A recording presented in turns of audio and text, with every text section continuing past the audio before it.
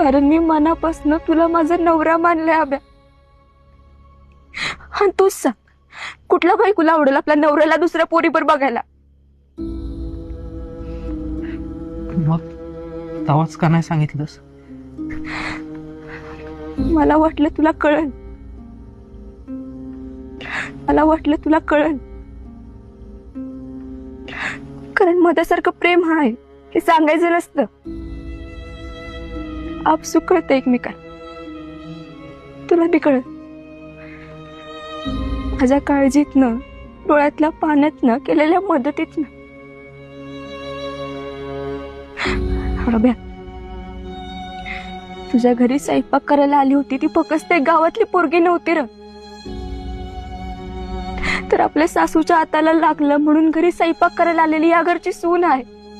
हे कळेल तुला.